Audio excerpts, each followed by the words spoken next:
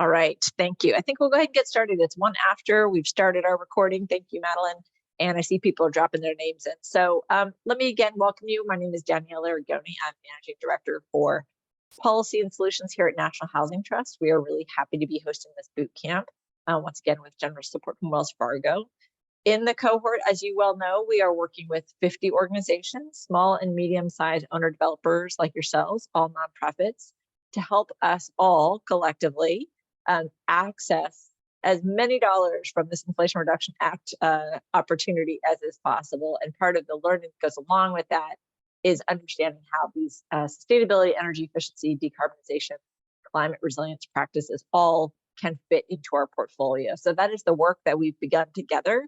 Our kickoff was a couple of weeks ago. We are in session number 2, and we'll be meeting throughout the course of the year. Next slide, please.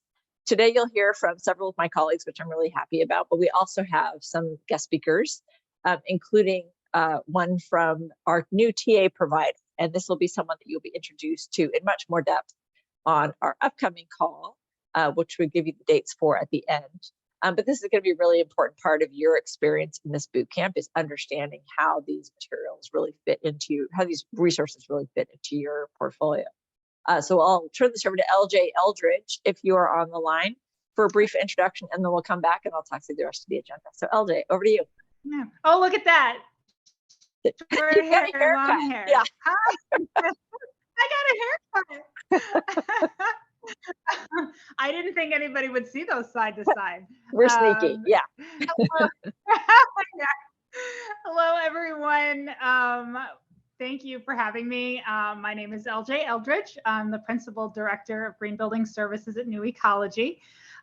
Just a quick introduction to us. We're a nonprofit organization focused on bringing the benefits of sustainability to underserved communities. We do this through projects such as energy audits, decarbonization planning, and certification program compliance, working with new construction, retrofits, and major rehab projects. We've been doing this work with community development corporations, owners, architects, and municipalities around the country since about 2000. New Ecology is really excited to be a part of this IRA Bootcamp team, and as such, we'll engage with you to help find opportunities that can be supported with the IRA funding. And we'll be here to provide technical assistance in electrification, energy efficiency, and resilience for your existing multifamily properties. We look forward to hearing from each and every one of you throughout the process, and you'll start to see more of us toward the end of July. Thank you so much. And I can't express how excited we are at NHT to be working with the New Ecology in this way. They've done some assessments for us on our properties in the past. We've had a wonderful experience with them. They are real experts in this. And I think the fact that they want to jump in and be supportive to this effort speaks to their commitment to this work, as well as to the value that they'll add to you all. So as LJ said, at our next session, they'll come back. I think LJ probably with some colleagues of hers, and kind of walk you through what we're envisioning in terms of the technical assistance portion of this boot camp. So it's a little bit of a teaser. It's a little bit of enticement to come back in July. But LJ, thanks for joining us today. And you're more than welcome to stick around for the rest of the call if you'd like. But know that you'll be hearing much more from ecology in the months to come. Thank you so much. Yeah. Madeline, would you mind going back to the previous slide? And yeah, Drew vouches for New Ecology, which is great. I know many of you Massachusetts folks already know them and adore them, I think.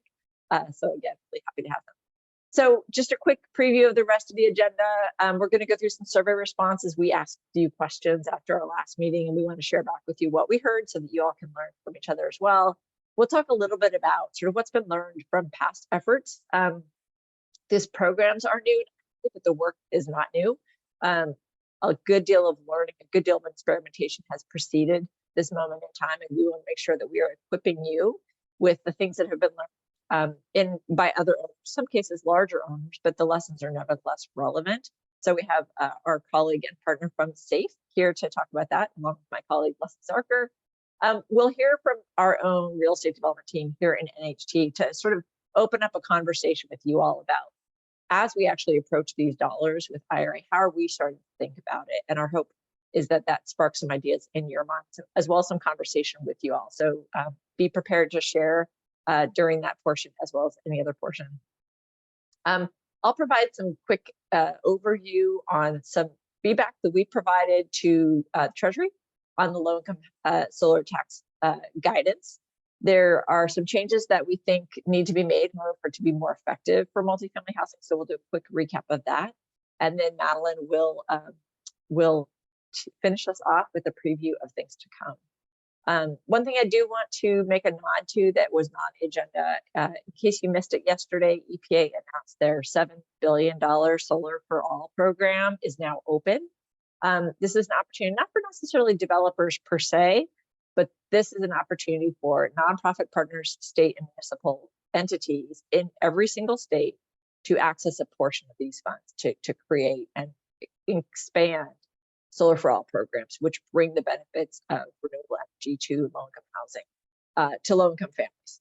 So it's a really exciting opportunity. It's a great tie-in to a lot of the work that we're going to be talking about. And I know there's quite a bit of buzz around that today. So I want to make sure that everything's with that. Why don't I move ahead a couple slides? There we go. So thank you, Madeline. So as you recall, we pinged you for some feedback after our last call. We wanted to get a handle on sort of what is our starting point, our collective starting point, both in terms of the IRA programs and in terms of some of the technical work that we'll do.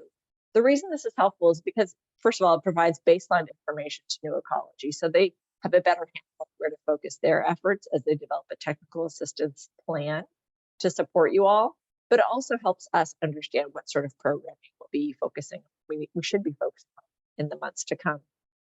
So, and also this should provide you some solace, I hope. You know, if you come into this space not having a great handle on the greenhouse gas reduction fund that EPA is allocating, you know, in now and in the months to come, know that you're in good company. There are a good number of you that both see the promise of it, think that it might be an opportunity, for example, but really don't have a great sense yet of how they can take action on it. So among the top vote getters for love for interest are the HUD Green and Resilient Retrofit Program, which we talked about in some depth last time, and the IRS Renewable Energy Low-Income Bonus Tax Credit, which we'll talk about today. Top vote getters in terms of programs that there's a need for some greater facilities, greater awareness and understanding how to access these funds include the EPA Greenhouse Gas Reduction Fund suite of programs. It also includes the DOE loan program and the climate pollution reduction grants out of the EPA. This is a lot of alphabet soup still for some of you, and that's fine. We're going to walk through all of this, but I think for us, it's really helpful to make sure that we're focusing on the things that are of interest to you and make sure that we're moving the needle. Our goal really is that we can sort of bring those two color bars together so that you both see the opportunity in these programs and feel like you are prepared to take action on them. So that is our marching orders. Next slide, please. In terms of what some of the measures are that we'll be covering in this boot camp and that New Ecology will be supporting you with are, there's already a lot of expertise in this group, which I'm really happy to see. A good number of you indicated that you already feel advanced in your knowledge of and familiarity with things like energy efficiency and water efficiency, renewable energy and green building certification. So we're not necessarily starting from scratch on those topics, but that doesn't mean that that's the universal case either. The areas where perhaps need the most sort of support and education and where we can look for outside voices to assist is in the electrification and decarbonization space, for example. Again, a lot of you are sort of in the middle, and that's totally great. Like that is where we will both pull on your insights, your questions, if you don't know this stuff. But for those folks who call yourselves advanced, who indicated that you have an advanced level of knowledge, we really will lean on you too to contribute here with your expertise and your insights. We want this to be a learning environment for all of you to learn from one another. I think there's no better or more effective teacher than someone who knows exactly what you're trying to do and struggling with some of those same things. So to the degree that you are willing to speak up or share on a session at any point, some of you have already been tapped for that, know that we really appreciate it. And if we haven't tapped you and if you want to jump in or contribute to a future bootcamp session, please let Madeline be very open to that. Finally, our last questions were sort of around how do you value this stuff? Like how important is it to you? Do you see a lot of value in it? Are you skeptical still? The good news is that the majority of you see that there's a tremendous amount of value in making sustainable and resilient investments. Some of you already see that there's a very high value. It's always worth the effort. Others of you think there might be moderate value if it works. And again, that's part of the sort of calculus that we'll all bring to this work to make sure how these investments can be made to fit into your developments. In terms of how would you describe the value of integrating residents in the design and implementation of sustainability and resilience measures in affordable housing? The majority of you see that there is some value. I think more people here see that it is a high value. It's always worth the effort. Others of you, about half, say it can be valuable. There's a modest value if it's feasible. Some of you, say it's limited value in doing so.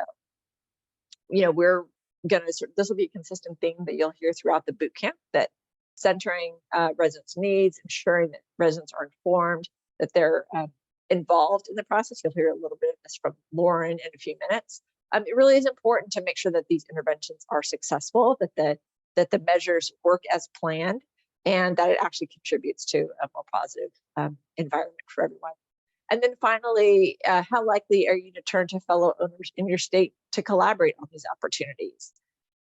Many of you say somewhat likely, which is great. A good share of you, about a third, say very likely, or quite likely.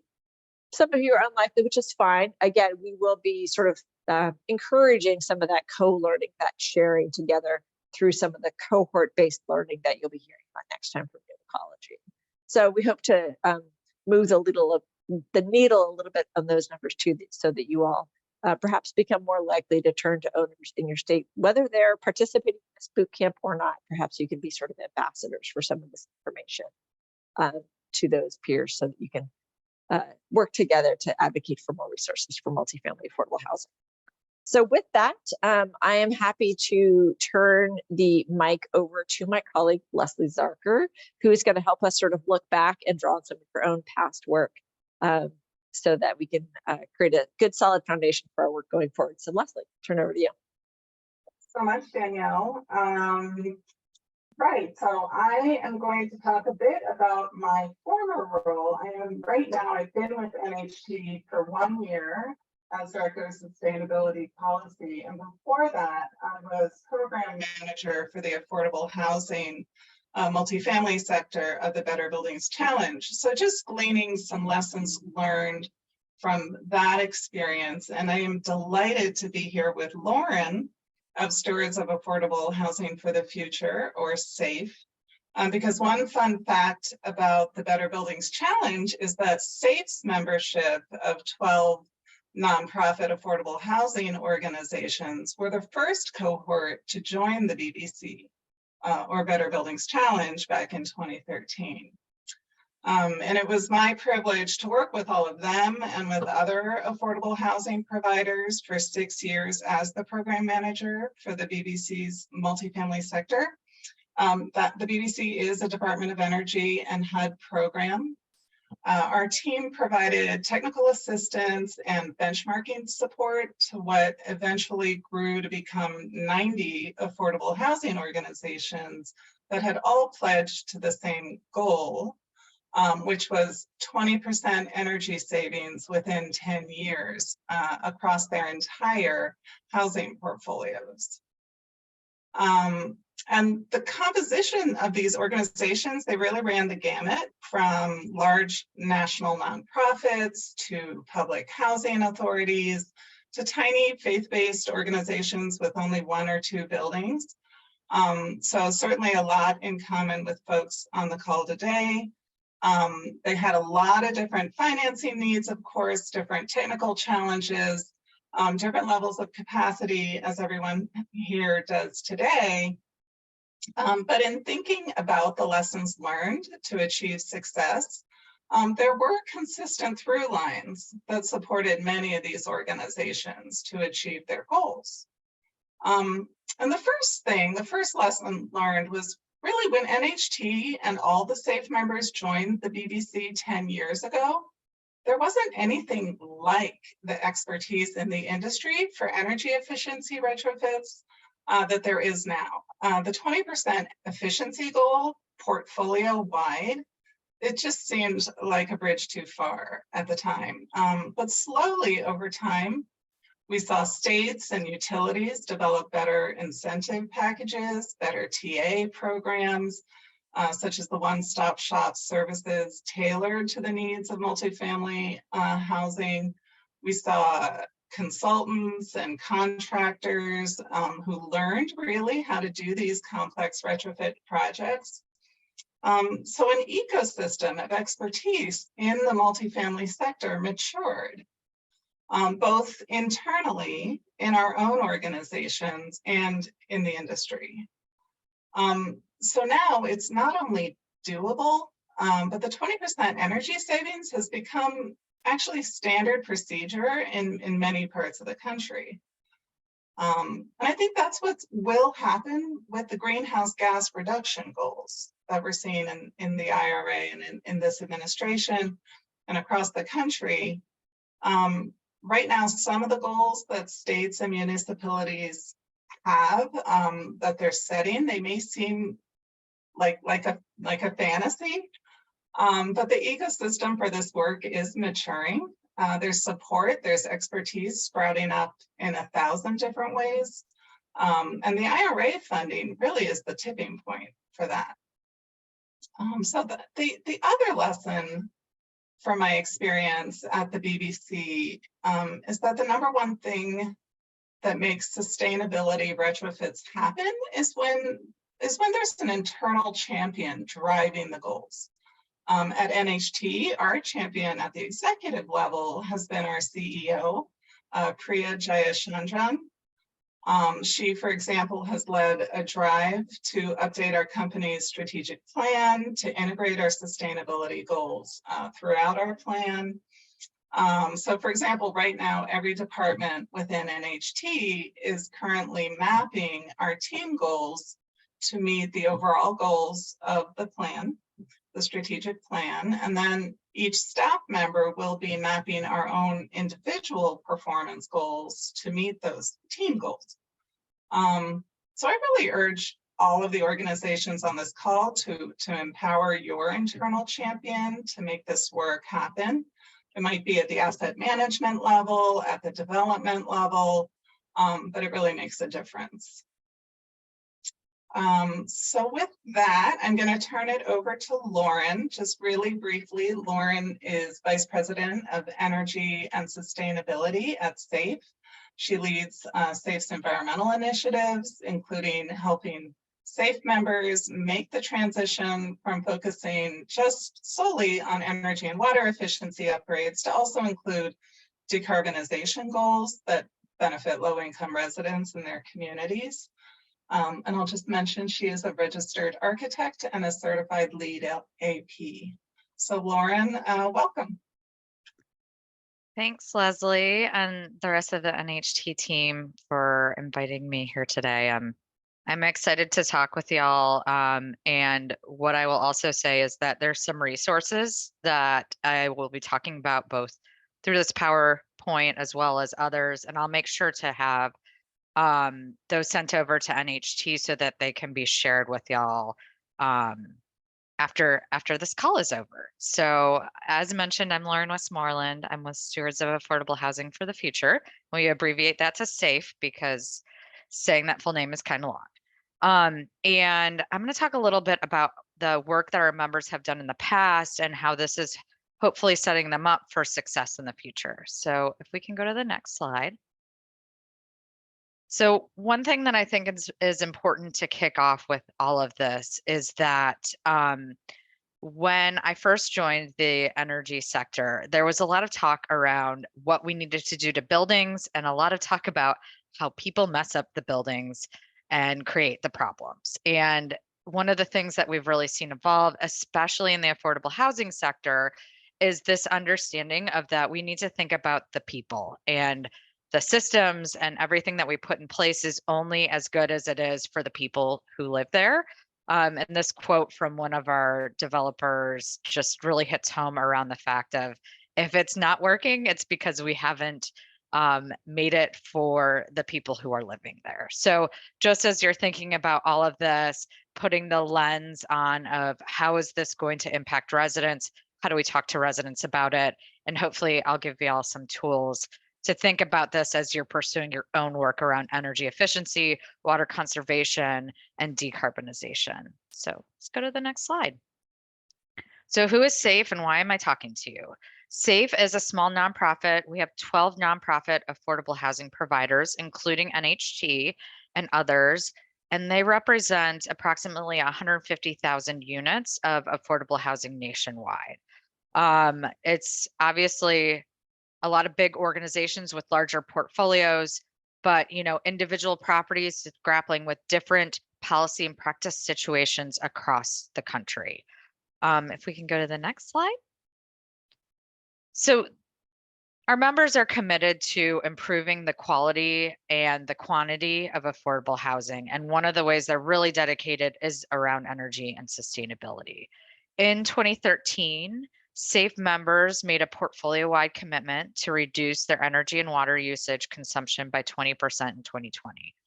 At the same time, they made that commitment, as Leslie was talking about, to the DOE Better Buildings Challenge.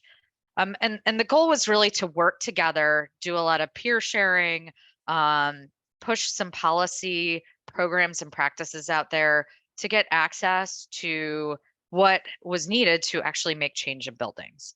And throughout this entire process, we were able to just learn a lot about ourselves, learn a lot about the buildings and the residents out there, and also accomplish some really great savings. We ended up hitting 29% on energy savings and 24% on water savings. And this has set SAFE members up to really think about making that transition over to carbon. One other thing that I think is important to note in this is that we did a retrospective look to see how much carbon emissions does this 29% and 24% savings accumulate to, and it's approximately around 40%. That is both from reducing fossil fuel usage on site and electricity usage on site. It also is the grid getting cleaner as well. But I think this is an important point to note that when you're looking at these goals, and if you're trying to understand if they are achievable, what we can see here is even when we weren't focusing on carbon, we were accomplishing some big things around it. So let's move to the next slide. What does this look like in practice? So in practice, when we're talking about saving 29% on energy savings and 24% on water savings, we're looking at approximately $400 savings per unit. And that's real dollars on an annual basis. In total for SAFE's portfolio, that's around $50 million annually for 2020 utility costs. Part of that obviously goes to owner savings and part of it to tenant savings, depending on the structure of the meters in each of the individual properties. But it's real dollars, and we know those dollars can either be put back in residents' pockets to fund the other things they need, like medication, better food, education, etc., or going back to owners to ensure that you guys can maintain and improve your properties across your portfolio. Let's go ahead and go to the next slide. How did we get there? Well, I can confirm, as what was being talked about earlier, that there is no one silver bullet to get there, that we need all of the tools in the proverbial toolbox to do that. And our members looked at anything that they could do to get there. I like to say that there is never a utility rebate that they did not like. So whether it was, updating common space lighting, replacing toilets with lower flush toilets, doing substantial rehabs to green building certifications, to installing solar where it's possible. Everything under the sun was on the table, and all of our members took different parts and pieces depending on each individual property situation to get there. Our website and the Big Reach report has a lot of case studies in it. So if you're curious, you're just getting started, or maybe you're sort of in that moderate understanding around some of this work, it could be a good place to go back and look and see some different examples under each of these different areas. Let's go to the next slide. With that all said, one of the things that was really integral that we started at the beginning and is something that's coming up in the GRRP is energy benchmarking. And we all know that you can't change what you can't measure. So understanding how much energy and water your building is using, and then, the ability to translate that into carbon is really important. And our members have been working on tracking utility usage. At this point, all of our members have all of their owner paid receipts uploaded to different types of energy platforms like Energy Star Portfolio Manager, which is free, or other ways in order to track those bills. We are still working on trying to get resident data. And actually, let's go to the next slide to illustrate that. Resident data, aggregated resident data is not always easy to access it. So if you're feeling pain around that, know that you are not the only ones. And if it feels difficult, it's because it is. And this is one of those places as we're thinking about advocacy, or we're thinking about things that we want to ask our states for. Asking for this type of data in order to help us make better decisions is really important. And I think it could be an easy way to work with other owners who may be competitors, but we all know that we need this information to be successful. Even if you don't have that data, there are tools out there that can help you estimate how much energy and therefore carbon that your building is using. We have a calculator, a free calculator that we developed, and I'll make sure to share that link. So as you're starting to think about prioritizing different buildings in your portfolio, understanding a little bit more about that energy and water usage could help you make some good choices. Let's go ahead and go to the next slide. As Leslie was talking about, I will say another really important thing in all of this is having someone who's dedicated to thinking about energy and sustainability. You can start small. You can have someone who it's part of their job.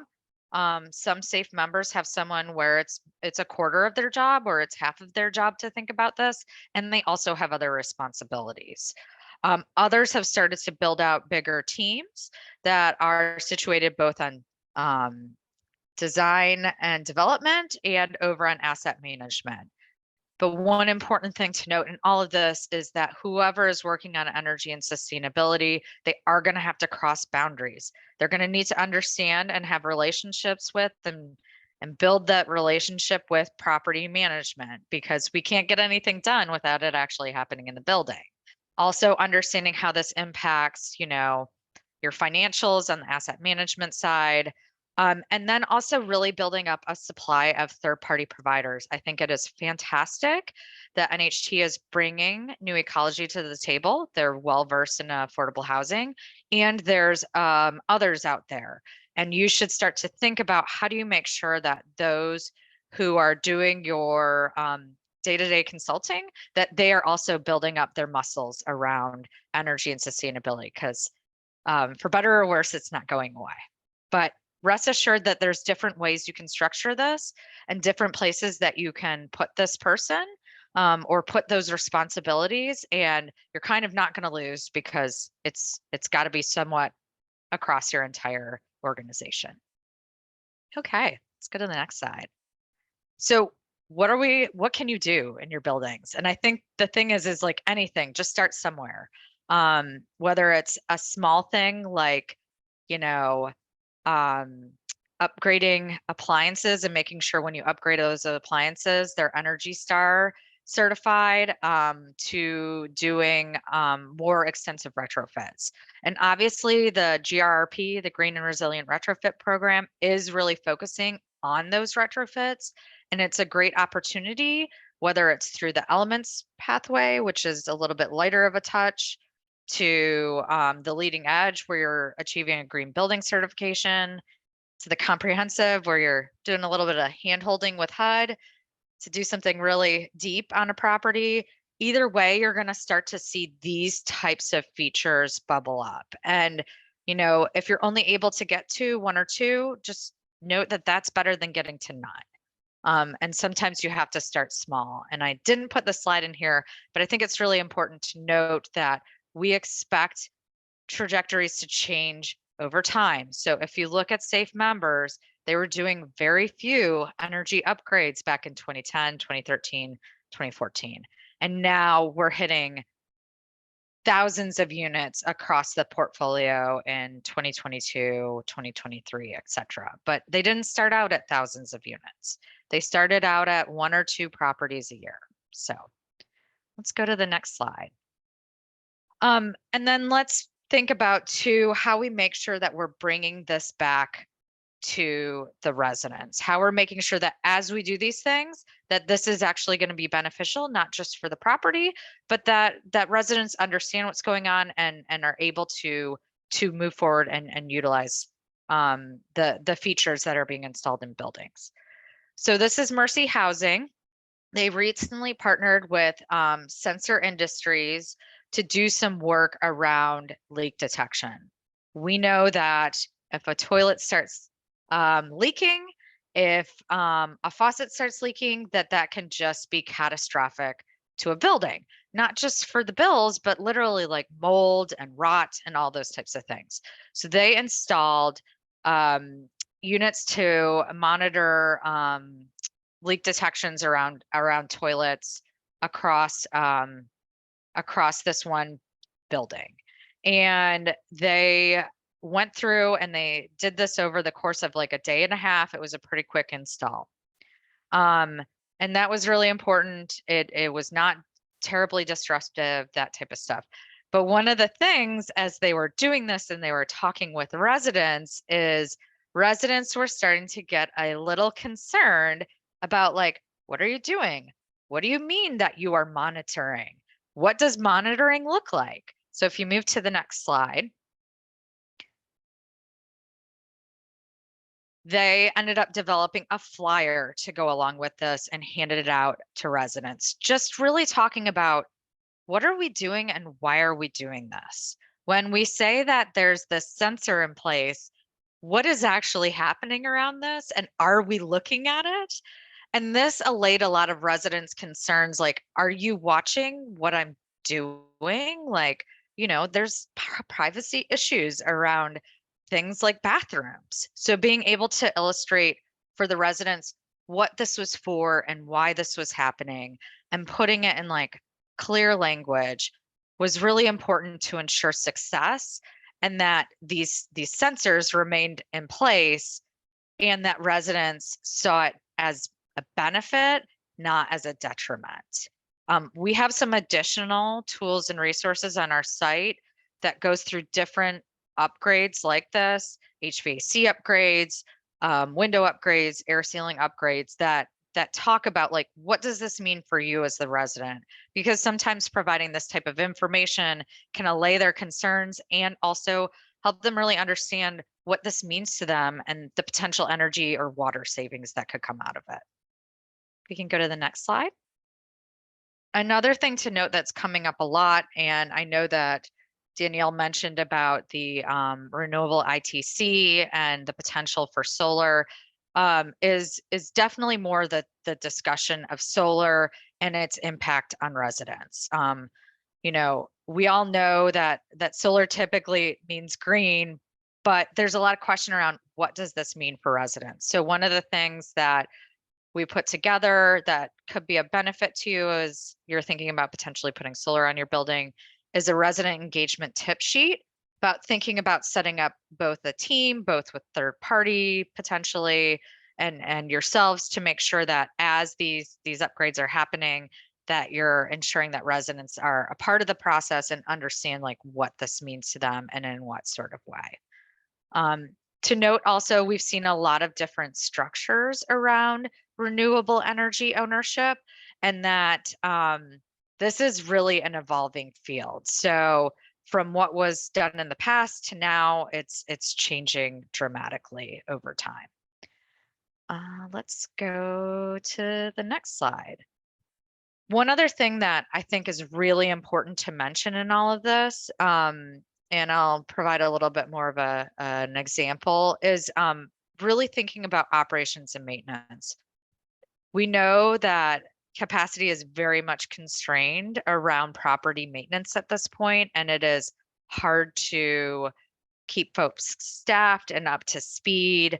But what we have heard is that when folks are given the opportunity to do some of this work around operations and maintenance, that they see this as a benefit and a way to have more job satisfaction. So recently, one of our members actually helped one of the property maintenance staff get access to the utility bill platform. And through that, he was able to do some O&M stuff and actually figure out how to save the property money. And through that, he was really excited about it and happy that he was able to do that work to make those improvements, and it saved the property money without really any out-of-pocket costs. There's a lot of tools and resources out there to do that. And again, we'll make sure that y'all have access to it. But there's checklists and that type of thing that you can start to set up your own or your property maintenance staff so they can start thinking about it. Another thing is that if you do have someone who is sort of dedicated to do this energy and sustainability work, they could potentially be another resource of connecting. We have another member who, when they have a new property maintenance person or property management person come on staff, within the first 90 days, they are connecting with them and they're saying like, hey, listen, we look at bills. This is something we track. It's good for you to know. And here are some resources that could be of value to you. Here's an FAQ that if you have any problems come up around these specific things, like rest assured that it's happened before and here's what you can do with that. I know those types of upfront things are extra work, but once they get put in place, it's a helpful tool and resource. And then we'll just go into one last example that may be helpful for y'all. If you can go to the next slide. One of our members, Community Housing Partners, when we're thinking about these larger retrofits, it's an opportunity, another opportunity for resident engagement. Both looking at the GRRP and some other opportunities coming out there, they are saying that you do have to do some upfront resident meetings, and you may want to think about how you structure that and also how you structure your scope of work. So in this example, Cedar Crest, which is in Blacksburg, Virginia, they were set out to do a moderate rehab. And prior to that moderate rehab, they put out a survey to their residents asking about a few things within the scope of work that they knew that they were going to be doing work on, but they had some flexibility. Like they knew they were going to do lighting upgrades, but they wanted to ask residents, like, where would it be most important to prioritize those lighting upgrades? Would you like more lighting, in the kitchen or in the bathroom? Like, giving them some opportunity to provide their feedback on where they thought the upgrades were needed. And then also really thinking about some of the other things that you see listed here, like some community upgrades as well. And through all of this, they were able to collect and then put that feedback into process and share it back with the residents. And yes, actually, we have a case study on our website about this, and it links to several different tools that CHP used, including the survey and other things. So I'll make sure to share that in the link. So they did that. And then like right around the time that they were starting the renovation, the pandemic hit. And it became a really, challenging process to do this renovation while the pandemic was going on. So there was a lot of effort during that time to make sure that there was good communication between residents, property management staff, as well as the design and construction team that was, doing the renovation, because we were in, a very difficult situation at that point. In real time, they sort of figured out that the things that they had first set up, like a hoteling situation, so residents could go to the community room, they'd be by themselves, and the work would be done and they wouldn't be in their space. And what they found out real time, because they continued to discuss with the residents, is that the residents really wanted to be in their home. They did not feel comfortable in the community space, and that they recognized work was going to go on, but like they would rather be in their house.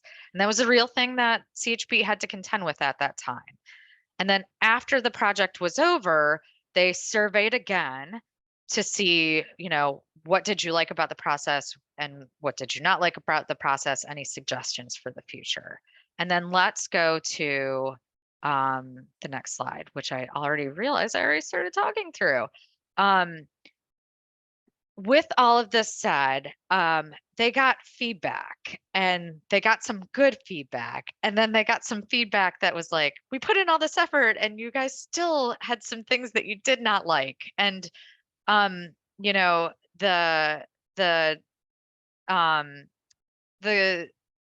CHP staff person who I was talking to was like, I tried to tell my team, like, don't get down about this. Like, this is probably the first time they're being asked, and we should feel grateful that we're getting this feedback. So I do want to also acknowledge that if you start to put these processes in place, the likelihood of you getting only good feedback is pretty low. And I'm sure that y'all know that from other experiences around supporting residents. But also the fact that like we get to then improve our processes because of that. And CHP is now committed to trying to do this as much as they can, the part of both before, during, and after, in order to continue to refine and build upon their lessons learned, both for their, development team, but as well as the rest of the organization. And that is all of my slides. So I will stop there and I'll make sure that I put a robust list of resources together, including that CHP case study and survey that they put together. That is awesome. Thank you so much, Lauren, for this perspective. It's just fascinating to, hear some of the details about how you guys got to that 29% savings in energy efficiency, particularly.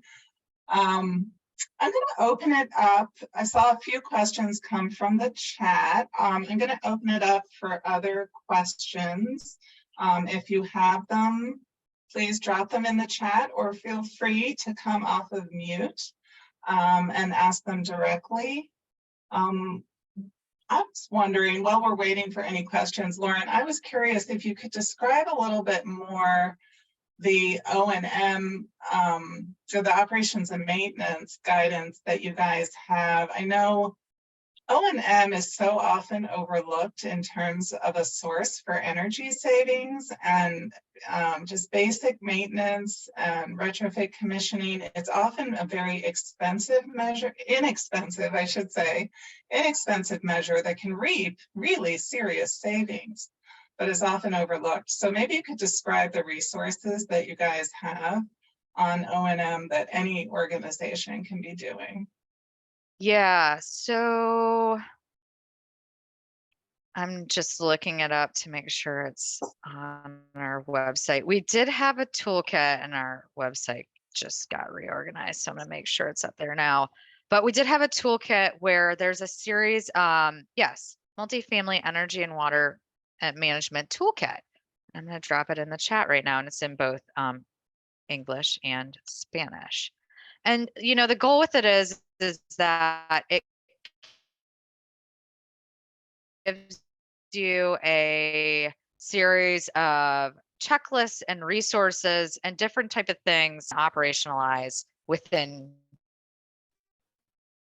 your building. I will say that we think that we're about due for a new series on this.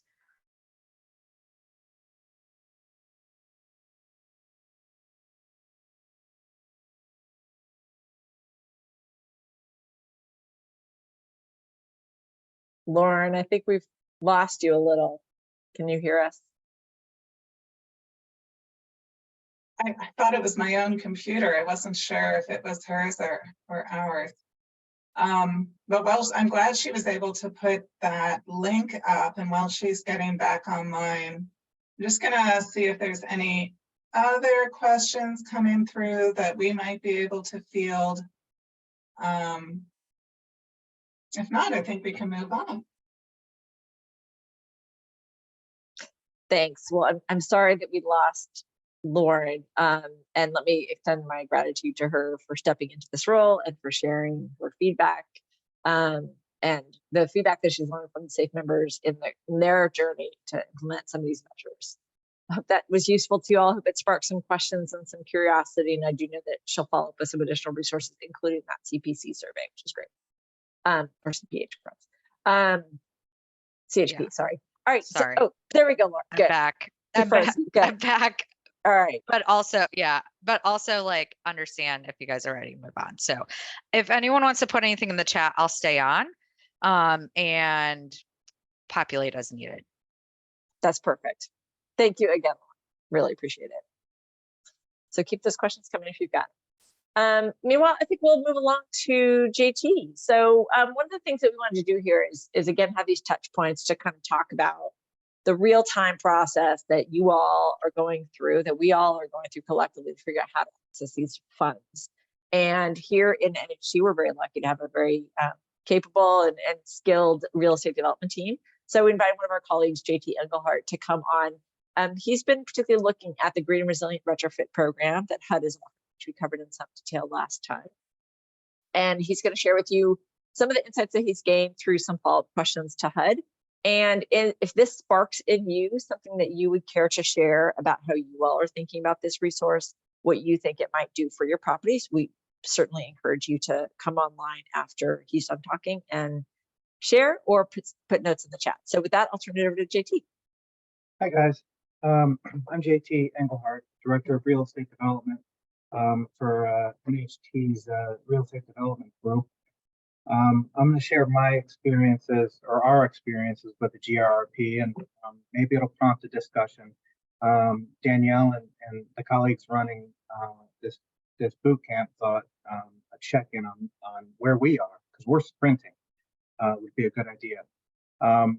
Now, our last session, somebody from HUD who came and gave a presentation, and that was excellent. I'm going to give you my experiences specific to two projects. So the office hours are every Wednesday from 3 to 4, and they have been excellent. So you can ask sort of specific questions about eligibility, et cetera. One key detail about the GRRP is that the applications are ranked by how inefficient the baseline property and units are.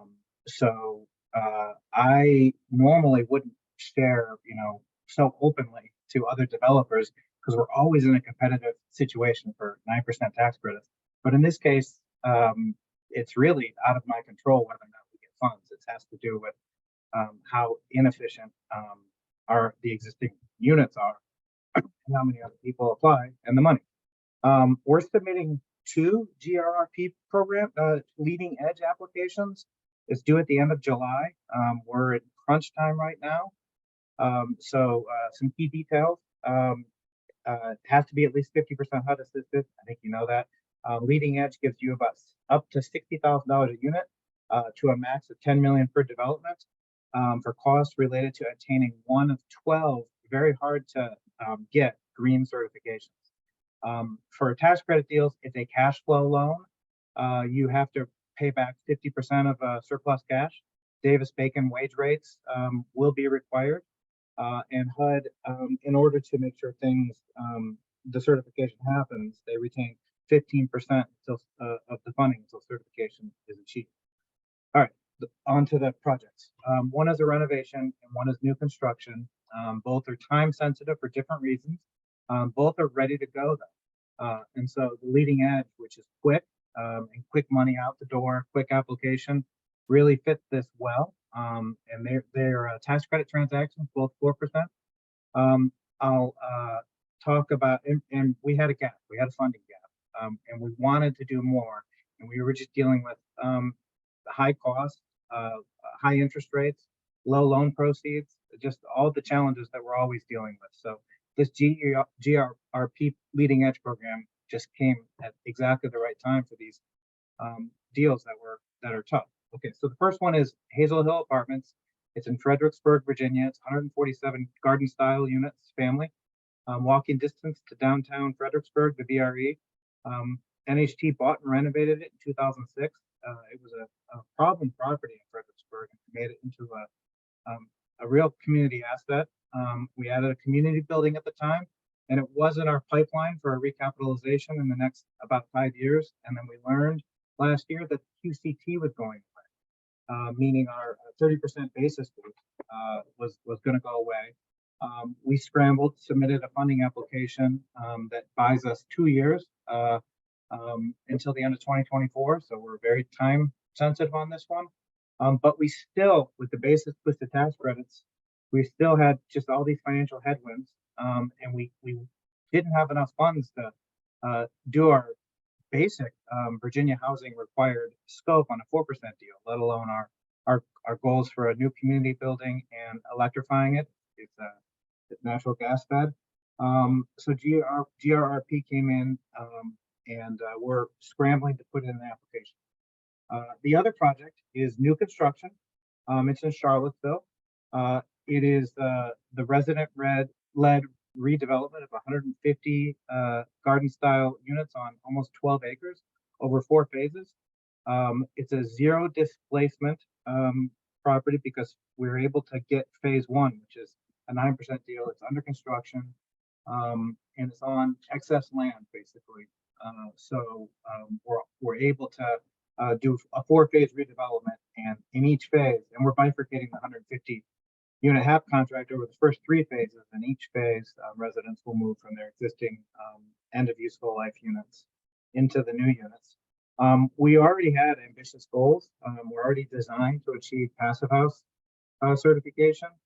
So we're trying to get phase 2 going, and we had a funding gap. So this came in at exactly the right moment, despite it being GRRP, and the second R is retrofit. New construction is absolutely eligible. 54 out of our 100 units that are being built will be HAP units. So we are just over the 50% threshold.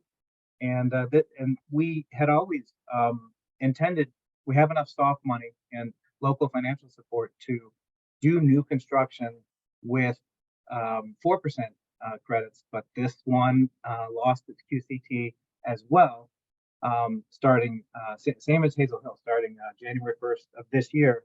And we had enough warning that we were able to preserve it for 2 years. So that is another one that is time sensitive, and the GRRP is just the right thing at the right time.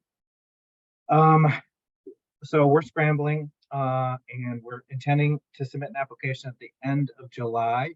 And I just want to share with you our key lead time items, if you guys are in the same boat, is don't ask the architect, don't ask the contractor, even if they have lead.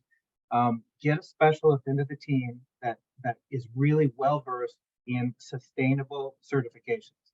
They exist, and they do this every day. You have to bring them in, work with the architect, and ideally they can do the 3 key things that you need to make this work, which is 1, measure the existing units.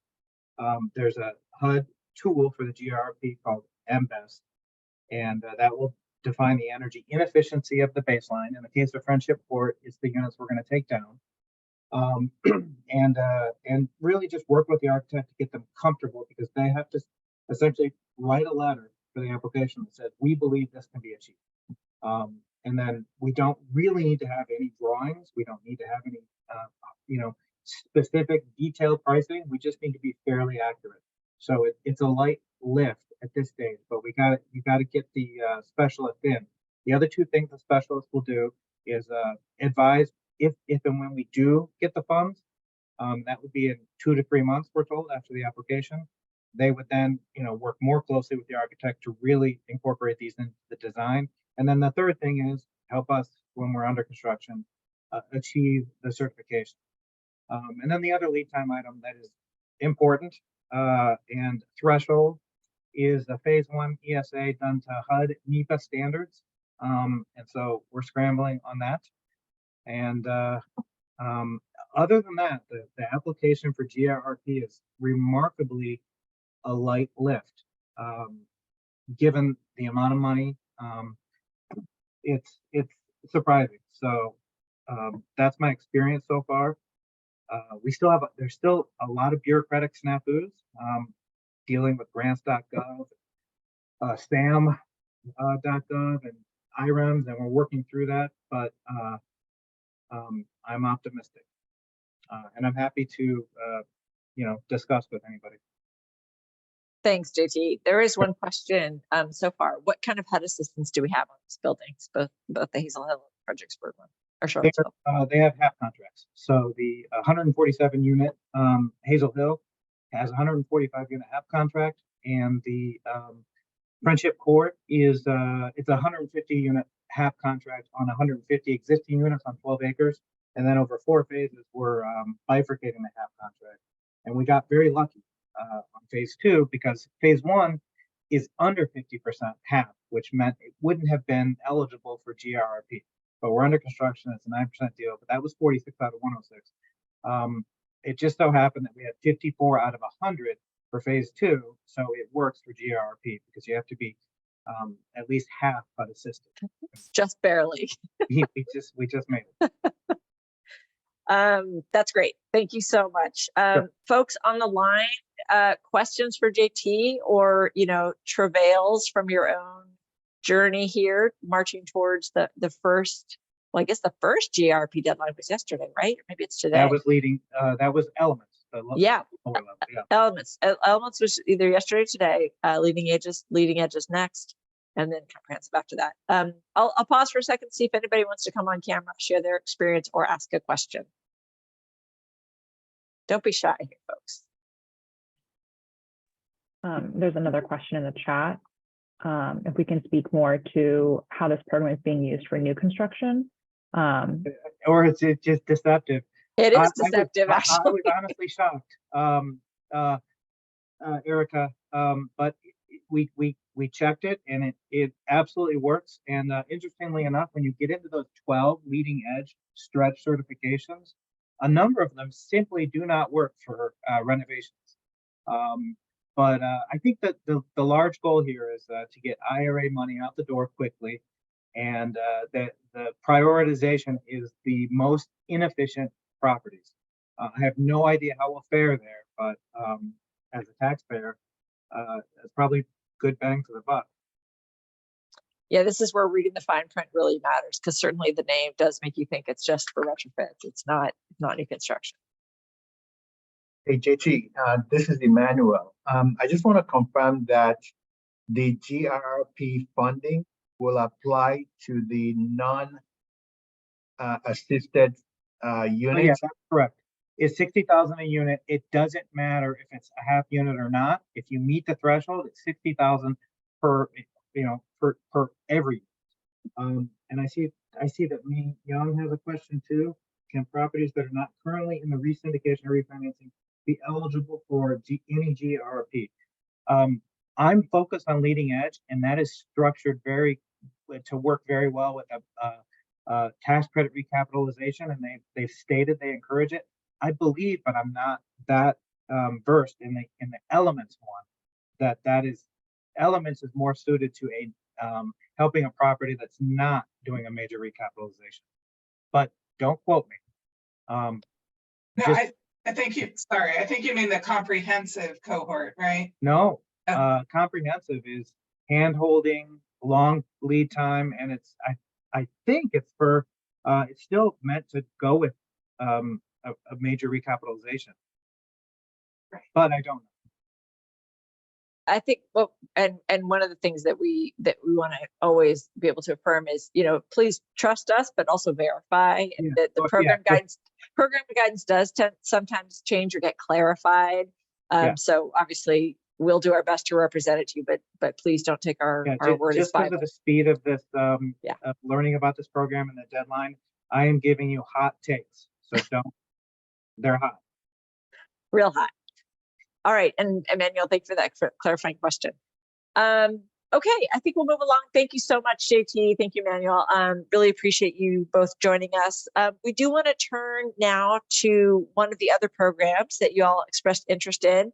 I think in light of Lauren's comments about the potential around solar, particularly community solar, and the interest that you all expressed in the tax credit, the bonus tax credit, we wanted to kind of cover some of the things that we've identified as potential flags this is not necessarily things that you can take action on. It's more things to be aware of. And I'll share that we combined with SAFE together, shared some of this feedback to Treasury recently. They are yet to make their final determinations on how the programs will be implemented. So we wanted to sort of seek clarification and perhaps some enhancements on a couple elements of it. First of all, the thing to take away with this is that the low-income housing, or sorry, the low-income communities bonus tax credit is a huge boon for solar.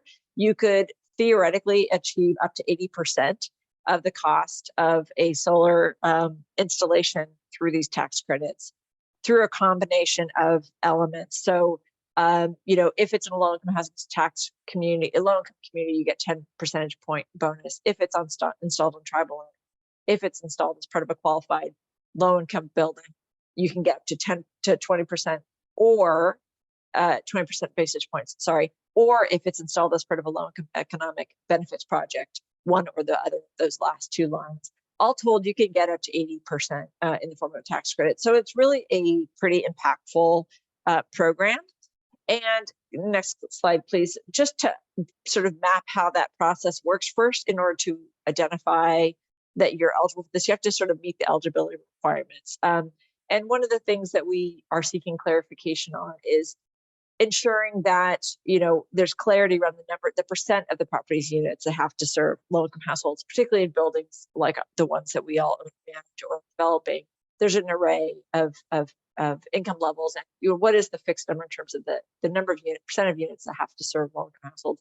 What sort of documentation is going to be required to show that? Already we've made the case for some uniform treatment on that question. We don't want to add burden to residents. We don't want to add burden to owners. How can we pull on existing documentation to verify that eligibility? Then the next threshold really is to sort of meet the application requirements. So to show that at least 50% of the value of these savings are going to be passed on to building occupants. For many buildings and owners and residents, there are some questions here because of the sort of legal ramifications of delivering a financial credit on people's bills from a shared solar situation, particularly in cases where the state may prohibit that kind of or may interfere with that kind of treatment. And I'll talk about that in a second. And then finally, it's meeting the selection criteria, the priority selection criteria. Treasury is really favoring properties that are located in particularly geographic areas. We are making a pitch, for example, that there's greater consideration of qualified census tracts rather than some other measures perhaps that perhaps mask pockets of poverty where we think these tax credits could really be useful. So next slide, please. As I mentioned, one of the provisions in the tax credit legislation shows that the tenants must receive the financial value associated with utility bill savings in the form of credit on their utility bills.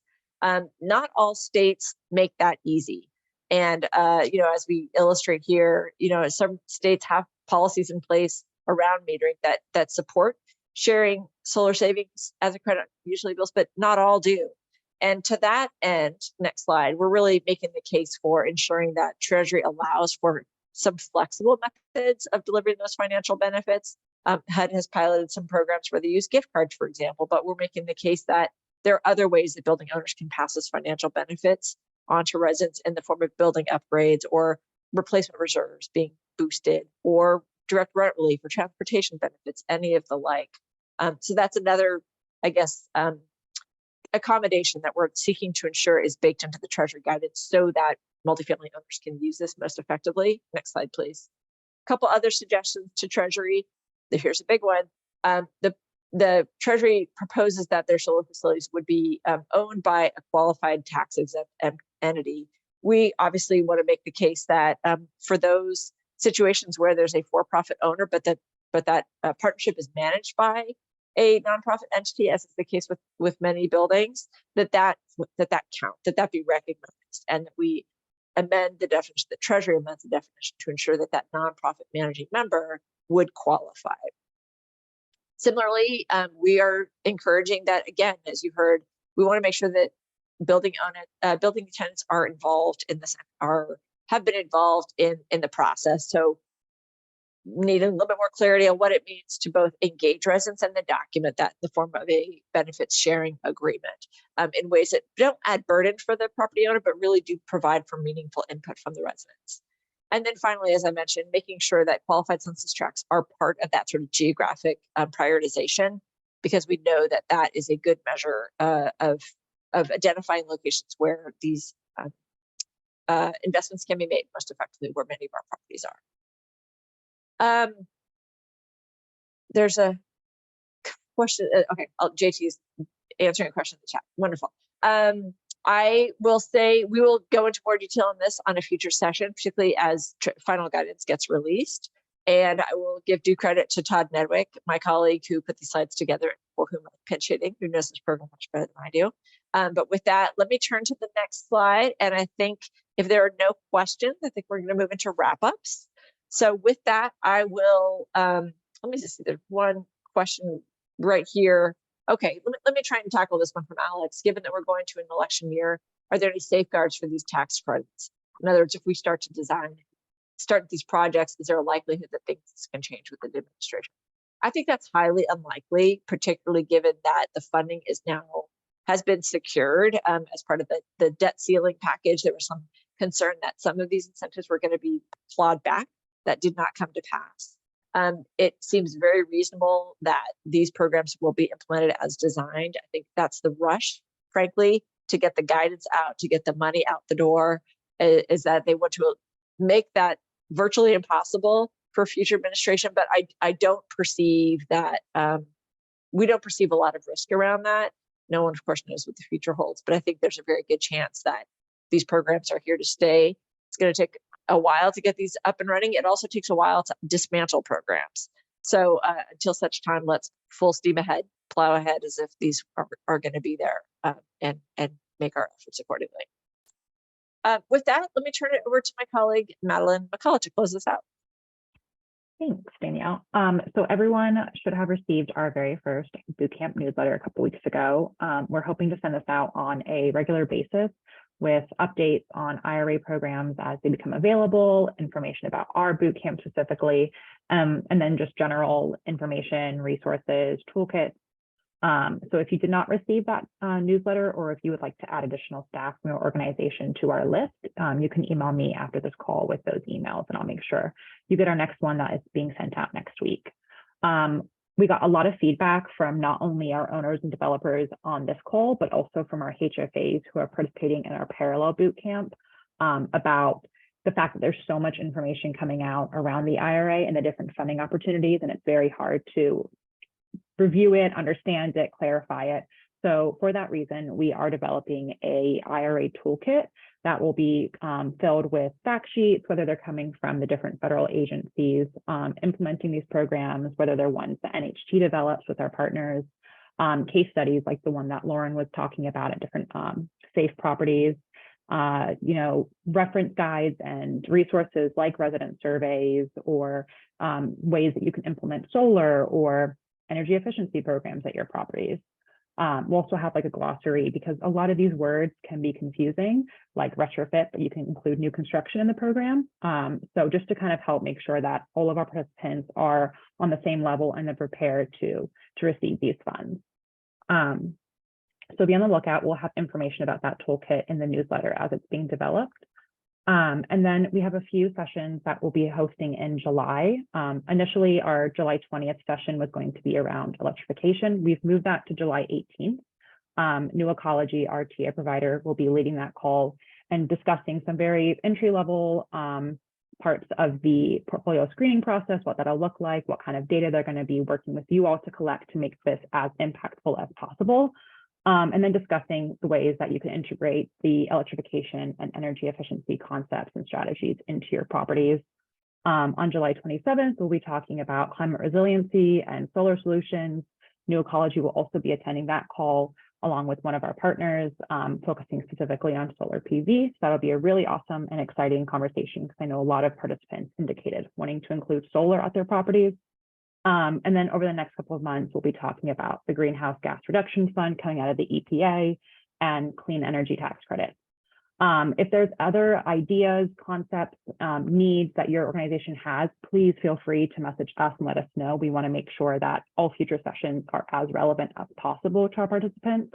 There's no bad ideas, there's no bad suggestions, so open door communication with us. So be on the lookout for an updated invite for July 18th and a new invite for July 27th. And if there are not any questions, we can end a little early today, but I'll give it a few minutes in case people have any last minute thoughts. And while that's happening, I will just remind everyone that all these sessions are posted to our website and available for viewing after the fact, or if you want to point a colleague to watch or rewatch one of these sessions, we welcome.